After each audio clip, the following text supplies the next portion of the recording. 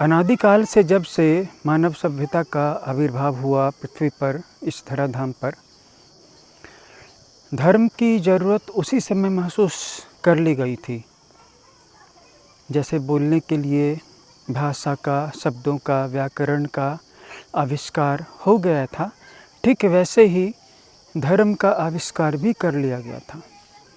लेकिन धर्म के आविष्कार होने से मनुष्य जाति को शांति नहीं मिली, समष्टि लेवल पर भी नहीं मिली, और व्यक्तिगत स्तर पर भी जो एक शांति का अनुभव होना चाहिए एक व्यक्ति को, वो किसी एक व्यक्ति को महसूस नहीं हुआ।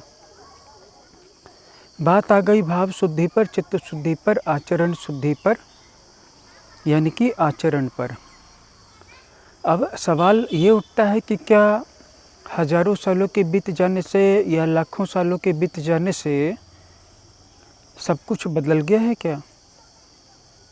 अस्तित्व के लेवल पे कुछ भी नहीं बदला है। अस्तित्व के लेवल पर हम आज भी वहीं पर खड़े हैं जहाँ पर कभी आज से लाख साल पहले या 2 लाख साल पहले या 5 लाख साल पहले हमारे पूर्वज खड़े रहे होंगे और उन्होंने जिस क्राइसिस का अनुभव किया होगा।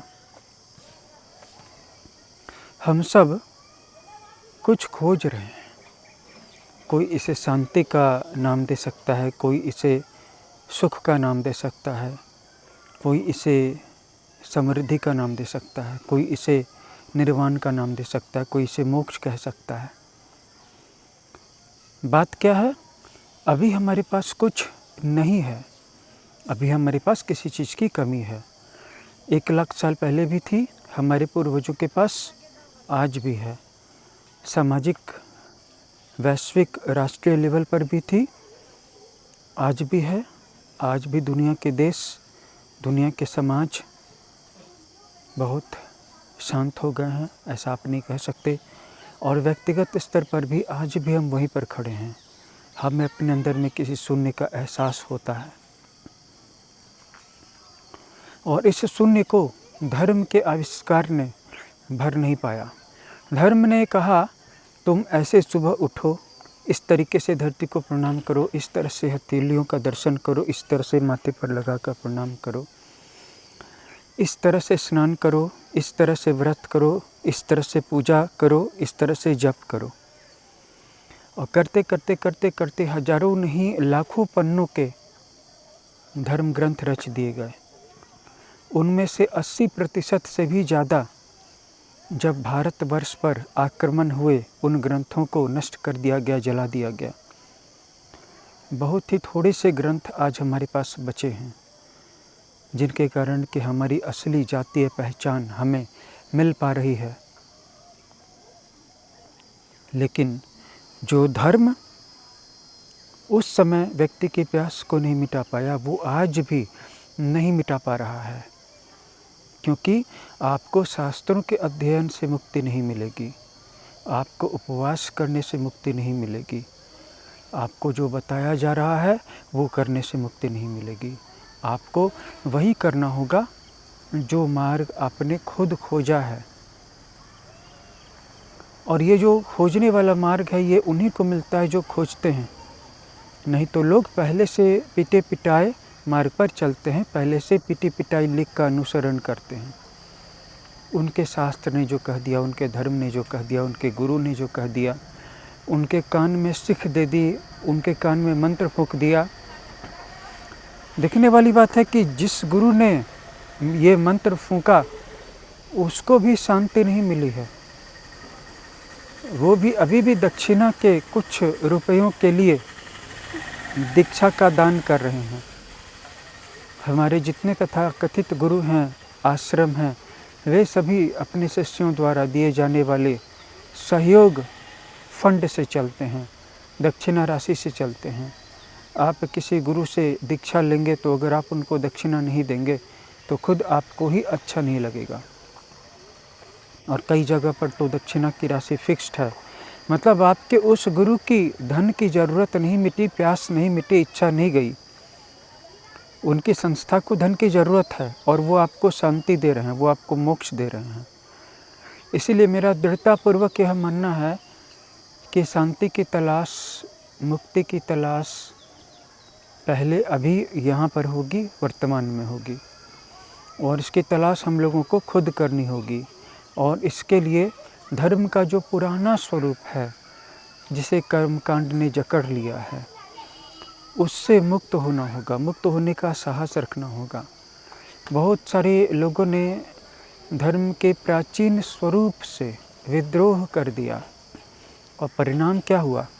उन्होंने एक नए धर्म की ही रचना कर डाली। हजारों लाखों करोड़ों उनके अनुयायी बन गए, और फिर से उनका धर्म उसी तरह से तंत्र से, मंत्र से और कर्मकांड की जटिल प्रक्रियाओं से भर गया। फिर से यहाँ पर शास्त्रों की रचना शुरू हो गई, फिर से यहाँ पर मूर्ति पूजा शुरू हो गई। चाहे वो जैन धर्म रहा हो, चाहे बौद्ध धर्म रहा हो, इन सब ने हिंदू धर्म से विरोध किया। लेकिन परिणाम क्या निकला?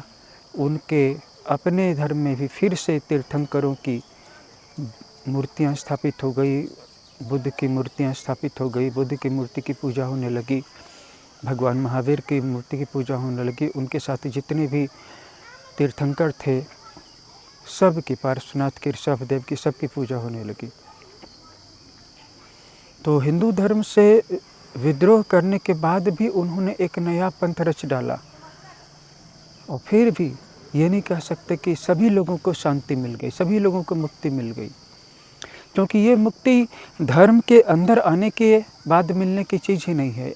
धर्म के अंदर आप पैदा हो सकते हैं, लेकिन मुक्ति पाने के लिए, शांति पाने के लिए आपको धर्म से बाहर जाना होगा, और उस सत्य की तलाश, उस पथ का निर्माण खुद करना होगा।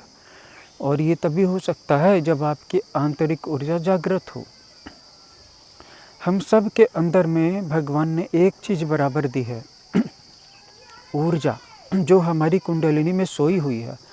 सुषुम्ना रीढ़ की हड्डी के निचले हिस्से में ये सोई हुई है, और यहाँ से जब हम इसे ऊपर उठाते हैं एक एक करके सभी चक्रों में, तो ये ऊपर उठती जाती है, और सभी चक्रों के मार्गों को जहाँ जहाँ पे ब्लॉकेज थे उसको दूर करती जाती है, और अंत में ये शक्ति परम शिव के साथ मिलकर के विलीन हो जाती है। पार्वती का मिलन शंकर जी के साथ हो जाता है। पार्वती शंकर जी के लिए तड़पती हैं, वैसे ही आपके मूलाधार चक्र में सोई हुई जो ऊर्जा है, वो सहस्रार चक्र में स्थित शिव से मिलने के लिए तड़पती है। शक्ति का मतलब है क्रिया शक्ति, इच्छा शक्ति, कुछ करने की इच्छा। और शिव का मतलब है जो हर चीज़ से कर धर करके अब शांत हो गया, सारी जिसकी इच्छाएं शांत हो गई हैं, और जो अब परम मोक्ष को उपलब्ध हो गया है, परम भगवत्ता को उपलब्ध हो गया है। और इतना कहने पर भी शिव के बारे में पूरा नहीं बताया जा सकता है, और कुंडलिनी यानी शक्ति के बारे में, पार्वती के बारे में पूरा नहीं बताया जा सकता है। लेकिन इतना ज़रूर है कि शक्ति के अंदर में अनंत से, यानी कि शिव से, महेश्वर से, शंकर से मिलने की इच्छा है। आपके अंदर में भी शक्ति और शिव मौजूद हैं, क्योंकि शिव कोई इंडिविजुअल नहीं है। शिव सारे इंडिविजुअल्स का कलेक्टिव फॉर्म है, और शक्ति भी कोई पर्सनैलिटी नहीं है।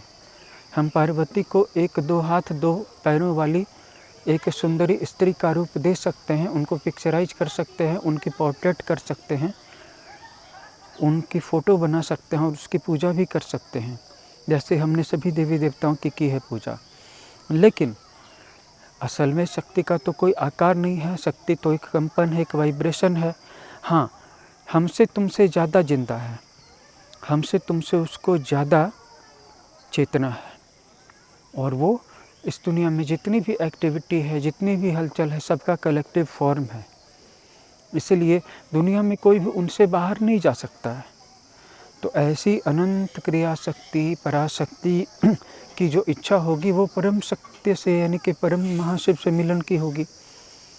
हमारे अंदर में जो शिव और शक्ति बैठे हैं, सहस्रार चक्र पर शिव बैठे हैं, और मूलाधार चक्र में शक्ति सुषुप्तावस्था में है, उसी शक्ति को जगाना है।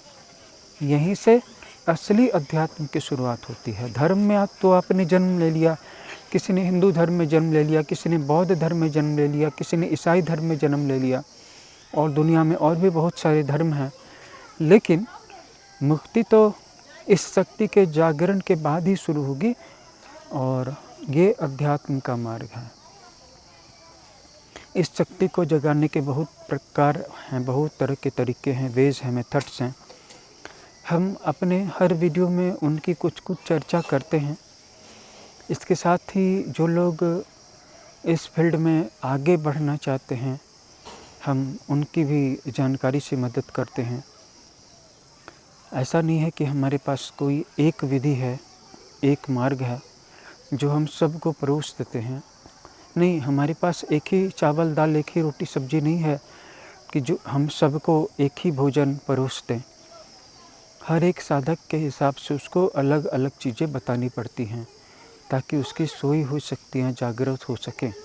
अगर आपकी ये सोई हुई शक्तियाँ जागृत हो जाएं तो आपको फिर किसी और की ज़रूरत नहीं है। आप अपने आप में संपूर्ण भौमा हैं, आप अपने आप में संपूर्ण सत्य हैं, आप अपने आप में खुदा हैं, भगवान हैं।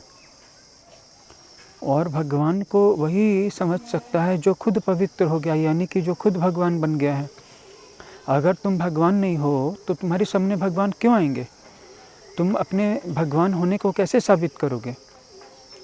अपनी शक्ति से, अपनी ऊर्जा से, अपनी पवित्रता से, जो कभी अनुभव के माध्यम से और कभी आचरण के माध्यम से अपने आप को अभिव्यक्त करती है, जो ज़्यादातर लोग नहीं समझते हैं। ज़्यादातर लोग समझते हैं कि घंटियाँ बजा देंगे, शंख फूँक देंगे, मंदिर में जाके दर्शन कर लेंगे तो भगवान खुश हो जाएंगे। भगवान तुमसे अलग हैं कहाँ? भगवान तुमसे अलग नहीं हैं। तुम अपने अंदर भगवान को प्रकट करो। तुम अपने आप को जानो कि तुम हो कौन।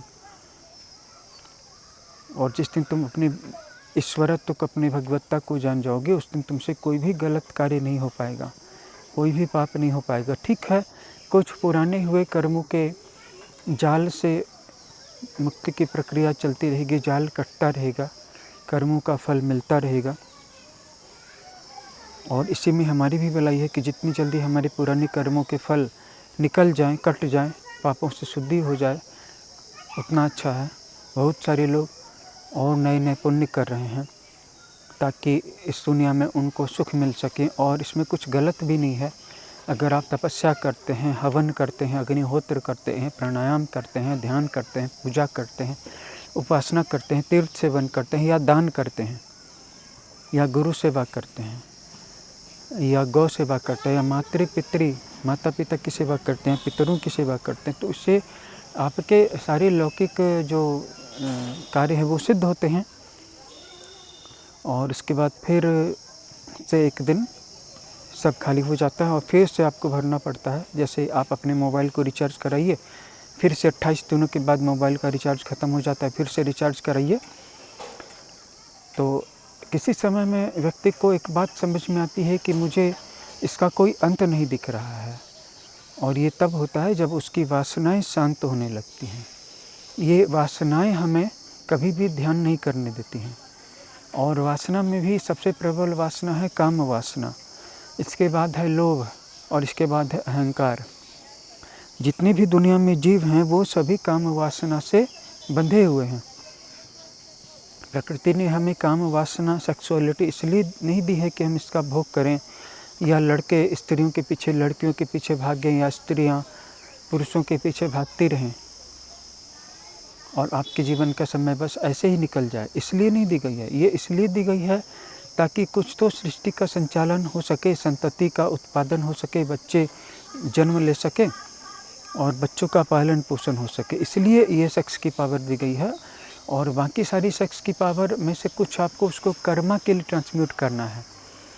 अर्थात काहिल नहीं बनना है, निकम्मा नहीं बनना है, सच्चा पौरुष और सच्चा अस्तित्व जागृत करना है, जिसके द्वारा कि हम पूरी मेहनत से कर्म कर सकें और अपने जीवन के अभावों को दूर कर सकें। और इसके बाद जो बाकी बची हुई ऊर्जा है, सेक्सुअल एनर्जी, उसको ऊपर उठाएं, ट्रांसम्यूट करें और उसको कुंडलिनी से ऊपर उठा करके दिव्य पुरुष बन जाए, दिव्य स्त्री बन जाए, महामानव बन जाए, भगवान बन जाए, योगी बन जाए। लेकिन इसके लिए सबको अलग अलग विधियों से जाना पड़ता है। और दुनिया में ज़्यादातर लोग काम वासना से बंधे हुए हैं, बाकी सारे लोग धन के लोभ से बंधे हुए हैं। फिर बाकी बचे हुए लोग अहंकार के कारण बंधे हुए हैं कि उसने मुझसे ऐसा कह दिया, मैं तो बदला लूँगा, या मैंने ऐसा बोल के सबको चुप करा दिया, सबका मुंह तो देखते हुए ही बन रहा था, मैंने ऐसा बोल दिया, या कोई मेरे सामने कुछ है क्या। और ये अहंकार इतना पतला है कि जब व्यक्ति काम वासना को छोड़ देता है तो उसके अंदर में इस बात का अहंकार हो जाता है कि मैंने ब्रह्मचर्य को सिद्ध कर लिया। धन को छोड़ देता है तो मैंने धन के लालच को छोड़ दिया, धन को मैंने छोड़ दिया, ये भी अहंकार है। मैंने क्रोध को जीत लिया। नारद जी को भी अहंकार हो गया था। तपस्या करके एक खास जगह थी भगवान शिव की, अविमुक्तपुरी नाम की कोई जगह थी। वहाँ पर जाने वालों के अंदर से स्त्री पुरुष का विकार निकल जाता था। ये माँ पार्वती ने उस जगह को शक्ति दी थी, भगवान शिव ने उस जगह को एक व्यवस्था दी थी। तो वहाँ पर नारद जी ने तपस्या की तो उनके अंदर से वो काम वासना निकल गई। ध्यान दीजिए, काम वासना निकलती नहीं है, सिर्फ आपको उसको एनर्जी को ऊपर उठाना पड़ता है, फिर से वो नीचे गिरता है, फिर से ऊपर उठाना पड़ता है। आपका मन बार बार पवित्रता वाली स्टेज से गिरता है, फिर से उसको ऊपर उठाइए, फिर वो गिरेगा, फिर ऊपर उठाइए। ऐसा कभी भी एक बार के लिए नहीं हो पाएगा कि आप हमेशा के लिए किसी तरह से ताकत लगा करके, काबू लगा करके उसको ऊपर उठा दीजिए, फिर वो नहीं गिरेगा जीवन भर। गिरता रहेगा, उठाते रहिए, गिरता रहेगा, उठाते रहिए। लेकिन उस जगह पे ऐसी व्यवस्था थी कि वहाँ पर रह करके कोई भी तपस्या करे या सिर्फ वहाँ चला भी जाए तो वहाँ से वो उसके अंदर में स्त्री पुरुष संबंधी आकर्षण या यौन विचार समाप्त हो जाते थे। नारद जी के साथ भी वही हुआ। अचानक उन्होंने देखा कि उनके अंदर में काम वासना का कोई विकार बचा ही नहीं है, मतलब उसके पहले बचा हुआ था। इतने बड़े महर्षि हैं, ब्रह्मा जी के मानस पुत्र हैं, सभी लोगों में आने जाने की उनको इजाज़त है, इतनी सिद्धियाँ हैं, हर समय भगवान शिव और भगवान विष्णु के भजन में लगे रहते हैं।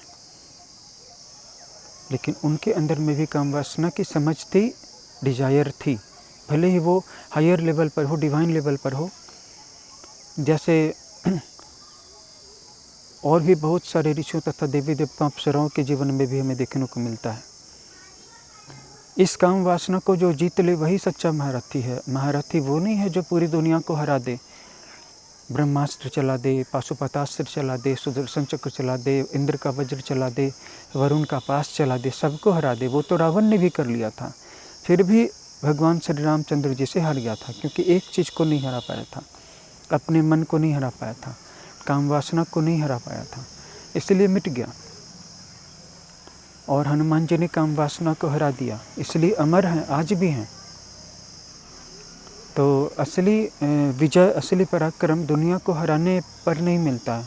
असली विजय और असली पराक्रम तो अपने आप को जीतने पर मिलता है। तो नारद जी को लगा कि अब मेरी काम वासना समाप्त हो गई है, तो वो भगवान शिव के लोग गए और वहाँ उनको प्रणाम किया और धीरे धीरे बातचीत चली। तो उन्होंने बातचीत के क्रम में जब नारद जी से हालचाल पूछा कि बताइए महर्षि कैसा चल रहा, तो उन्होंने कहा कि प्रभु अब मेरा हृदय पूरी तरह से पवित्र हो गया है, साफ सुथरा हो गया है, मेरे अंदर सभी प्रकार के विकार चले गए हैं, काम वासना एकदम से मिट गई है। तो भगवान शिव जी ने ध्यान में तत्क्षण जान लिया कि ये उस अविमुक्तपुरी नाम की जगह में तपस्या करने के कारण ऐसा हुआ है, और ये अब नारद को एक नया अहंकार हो गया है। तो पहले तो व्यक्ति को धन का अहंकार आता है या अपने रूप का अहंकार आता है कि मैं इतना सुंदर हूँ, मैं इतना महाबली हूँ, मेरे में मर्दानगी है, मेरे से स्त्रियाँ आकर्षित हो जाती हैं, मेरे पीछे लड़कियाँ मरती हैं, या लड़कियों को अपने रूप का, सौंदर्य का, यौवन का गुमान होता है। और अब नारद जी को गुमान हो गया कि मेरे अंदर काम वासना नहीं है, इस बात का उनको अब घमंड हो रहा है। तो भगवान शिव जी ने नॉर्मली उनसे बात की, फिर एक बात कह दी कि ठीक है, ये बात भगवान विष्णु को मत बताना, क्योंकि भगवान शिव बर्दाश्त भी करते हैं, लेकिन भगवान विष्णु बर्दाश्त नहीं करते हैं। हालांकि वो ऊपर से पता नहीं चलने देते हैं, लेकिन उनका जो रिएक्शन है, उनका जो एक्शन है, वो तुरंत स्टार्ट हो जाता है। क्योंकि इस संसार में जो कोई भी अपनी मर्यादा से बाहर चला जाता है तो भगवान विष्णु की शक्तियाँ तुरंत एक्टिवेट हो जाती हैं और वो माफ़ नहीं करते हैं, माफ़ी नहीं मिलती है। क्योंकि जब तक व्यक्ति की भूल का एहसास उसको नहीं करा लिया जाए, तब तक उसको उसकी सज़ा या उसका ड्यू पनिशमेंट या उसका जो ड्यू कॉन्सिक्वेंस है उसको मिलना जारी रहता है। मिलने के बाद ही भगवान विष्णु रुकते हैं। तो भगवान शिव जी के ऐसा कहने पे नारद जी को बहुत ग्लानि हुई कि मैंने ये बड़ी अवधूत अवस्था, ब्रह्मलीन अवस्था, पवित्र अवस्था प्राप्त कर ली है, लगता है भगवान शिव जी को मुझसे जलन हो रही है। तो उन्होंने वहाँ पर तो कुछ नहीं कहा, लेकिन उसके बाद वो वहाँ से विष्णु लोक को चले गए और विष्णु लोक जाने के बाद भगवान विष्णु को भी उन्होंने वही अपनी कहानी सुनानी शुरू की तो भगवान विष्णु ने भी उनकी बहुत प्रशंसा की और कहा कि ठीक है, तो चलो नारद, बहुत दिनों से मैं कहीं भी घूमा नहीं हूँ, और इस तरह कह के बल्कि चलिए आपके साथ घूम के बहुत खुशी होगी। तो उसके बाद भगवान विष्णु उनको लेकर के एक बहुत अनजान से राज्य में पहुँचे, और वहाँ पर धूप हो रही थी, जंगल था, तो एक जगह पे तालाब था। तो उन्होंने कहा कि रुको, मैं स्नान करके आता हूँ, बहुत गर्मी लग रही है।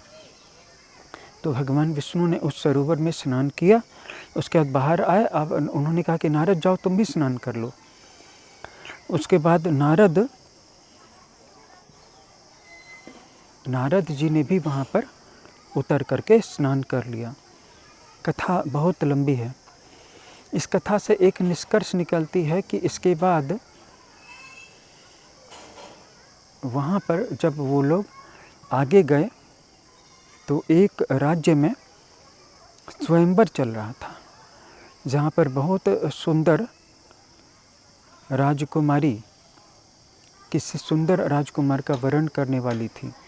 और वहाँ पर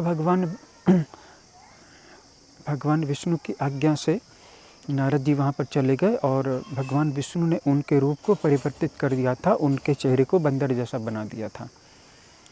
तो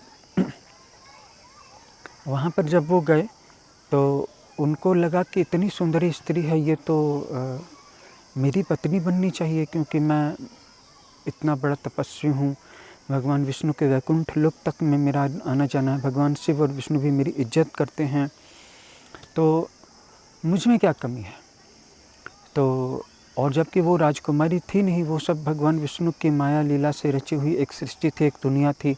तुरंत उन्होंने एक राज्य रच दिया था, क्योंकि भगवान विष्णु क्रिएटर हैं। हम सब भी अभी जिस दुनिया में खड़े हैं, हो सकता है ये सब भगवान विष्णु की बनाई हुई कोई मायावी दुनिया हो, और ये एक क्षण में गायब हो जाए। हो सकता है हम लोग यहाँ पर परीक्षा के लिए भेजे गए हों, हो सकता है हम लोग एक व्यवस्था के तहत दिख रहे हैं कि हम लोगों का मनुष्य लोक में जन्म हुआ है, हमारे माता पिता थे, दादा दादी थे, लेकिन हो सकता है ये सब एक भ्रम भी हो। वहाँ पे नारद जी फंस गए, और थोड़ी ही देर के बाद वो जहाँ जहाँ राजकुमारी वरमाला लेके जाती थी, वहाँ पे वो आगे बैठ जाते थे, और सभी हंसते थे उनको देखकर, क्योंकि उनका मुँह बंदर जैसा हो गया था। शरीर सुंदर था, राजकुमार जैसा था, लेकिन चेहरा बंदर जैसा हो गया था। और थोड़ी देर के बाद भगवान विष्णु खुद वहाँ आए, और उनके गले में उस मायावी दुनिया की सृष्टि की जो राजकुमारी थी, जो असल में थी नहीं, सब माया थी, उन्होंने भगवान विष्णु को माला पहना दिया। और इसके बाद भगवान विष्णु वहाँ से चले गए। इसके बाद नारद जी ने आगे जा कर के भगवान विष्णु को कहा कि तुमने मेरे दिल को काम संतप्त किया है, काम वासना के लिए तड़पाया है, स्त्री सुख के लिए से वंचित किया है, बहुत बड़ा कहा, श्राप भी दिया। उसके बाद तुरंत भगवान विष्णु ने अपनी माया को समेट लिया। अब न वहाँ पे वो राज्य था, और न ही वहाँ पर वो राजकुमारी थी, और दोनों उसी सरोवर के किनारे खड़े थे। अब नारद जी को अपनी भूल का एहसास हुआ, पैरों पर गिर के माफ़ी मांगने लगे, हे भगवान, मैंने आपको श्राप दे दिया। तो भगवान विष्णु ने कहा कि कोई बात नहीं, तुम्हारा श्राप मुझे सहर्ष स्वीकार है, मैं इसका भी उपयोग कर लूँगा। लेकिन आप देखिए कि काम वासना अगर आपने जीत ली है, लेकिन अगर आपको इसका गर्व हो गया है, तो आपके अंदर में अहंकार है, और ये अहंकार फिर से किसी समय में बहुत बड़ी काम वासना के वाइब्रेशन को जन्म दे देगा। आप ये नहीं कह सकते कि मैंने क्रोध को जीत लिया, लोभ को जीत लिया। जीवन भर आप उठते रहेंगे, मन गिरता रहेगा, मन को फिर से सीट पे बैठाते रहिए, फिर से वो गिरता रहेगा। यही भूलोक का, पृथ्वी लोक का, सृष्टि लोक का नियम है। बस आप उसको ऊपर उठाना मत छोड़िए, मन को ध्यान में लगाते रहिए, क्योंकि ध्यान ही आपकी ऊर्जा को जगाएगा। ध्यान के बहुत सारे प्रकार हैं, लेकिन इसी ध्यान के द्वारा आप अपनी सोई हुई ऊर्जा को जगा पाएंगे। और ध्यान की ऊर्जा जब ऊपर उठेगी, इसी से आपको शांति मिलेगी वर्तमान में। अगर अभी मुझे यहाँ पर वर्तमान में शांति मिल गई है, तो मेरी मुक्ति है। अगर अभी मैं ये शांति नहीं मिले, अभी मैं अशांत हूँ, बेचैन हूँ, परप्लेक्स्ड हूँ, तो भविष्य में मुझे शांति मिल जाएगी, मुक्ति मिल जाएगी, इसकी कोई गारंटी नहीं है। अभी अगर मुझे शांति मिल जाती है किसी भी ध्यान की विधि से, तो इतना मेरे लिए पर्याप्त है, क्योंकि भविष्य कोई आता नहीं है, सारा भविष्य आकर के वर्तमान बन जाता है। इसलिए अगर इस वर्तमान में मुझे शांति मिल गई है, ऐसी कोई विधि, ऐसी कोई ध्यान, ऐसी कोई धारणा, हमारे चैनल पर हम ध्यान से संबंधित रिसर्च को प्रकाशित करते हैं और हमारे पास ध्यान से जुड़े बहुत सारे मार्ग हैं। अपने पूरे जीवन भर में बहुत सारे गुरुओं के पास गया हूँ, उनसे उनके ध्यान की विधियों को लिया है, समझने की कोशिश की है और खुद नई नई ध्यान की विधियों का प्रयोग किया है, आविष्कार किया है, जिसके कारण किसी भी साधक को देखते ही ये पता चल जाता है कि किस अवस्था में, इसके कितने जन्म हो चुके हैं और इसको कौन सी ध्यान की विधि सूट करेगी। अगर आपको किसी भी ध्यान की विधि से शांति मिल जाती है तो आपका जीवन कृतकृत्य हो जाएगा। हमें बस जीवन में एक ही चीज़ चाहिए, शांति वर्तमान में। कोई मुक्ति किसी भविष्य की कल्पना नहीं है। भगवान बुद्ध ने भी कहा था कि कोई भविष्य नहीं है, भविष्य की कोई कल्पना नहीं है, बस एक ही निरंतर सतत वर्तमान है। भगवान श्री कृष्णचंद्र जी ने भी गीता में कहा कि नासाग्र पे हम उस वर्तमान का अनुभव करते हैं, उस बिंदु का अनुभव करते हैं, उस परालौकिक प्रकाश का, जो जिसे शास्त्रों में ब्रह्म कहा गया है। ब्रह्म के दो रूप हैं, साकार और निराकार। अंत में सबको निराकार की ओर जाना है, लेकिन साकार को समझ करके। बहुत कम ऐसे लोग हैं जो कि सीधे निराकार को पकड़ते हैं। आपका भी कोई ना कोई मार्ग होगा, आप भी अपने मार्ग पर चलना आरंभ कर दीजिए।